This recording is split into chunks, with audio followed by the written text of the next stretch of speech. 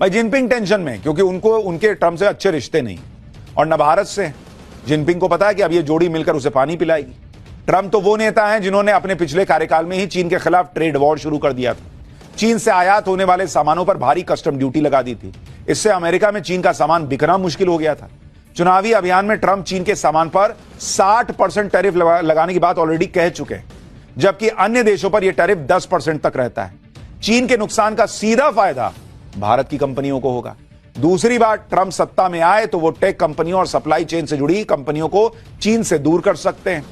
ऐसी कंपनियां चीन से दूसरे देशों में शिफ्ट हो सकती हैं जो ऑलरेडी कई हो रही हैं और वो भारत आ सकती हैं। भारत का फायदा हो सकता है, जैसे कई कंपनियां ऑलरेडी भारत आ रही हैं।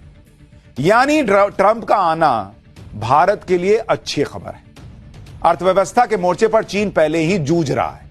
ट्रंप के आने से उसकी मुसीबत और बढ़ सकती है। पूरी दुनिया में इस वक्त भारत और चीन की बात हो रही है। लोग कह रहे हैं कि क्या ही गजब हो रहा है, चीन और भारत की इतनी जबरदस्त दोस्ती कैसे होने लगी, लोग पूछ रहे हैं। चीन तो भारत की दोस्ती के लिए ऐसा बिछा जा रहा है, दोस्ती को लेकर ऐसे ऐसे बयान दे रहा है चीन, जिन्हें सुनकर ही ट्रंप का बीपी हाई हो रहा होगा। भारत और चीन की दोस्ती की सबसे बड़ी खबर तो आज आई है।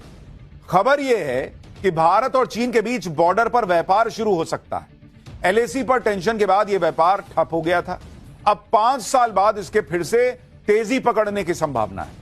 इसके लिए भारत और चीन के बीच बातचीत चल रही है। यह खबर डोनाल्ड ट्रंप के लिए एक बहुत बड़ा झटका है, क्योंकि ट्रंप इस वक्त ट्रेड को लेकर भारत और चीन दोनों से भिड़े हुए हैं।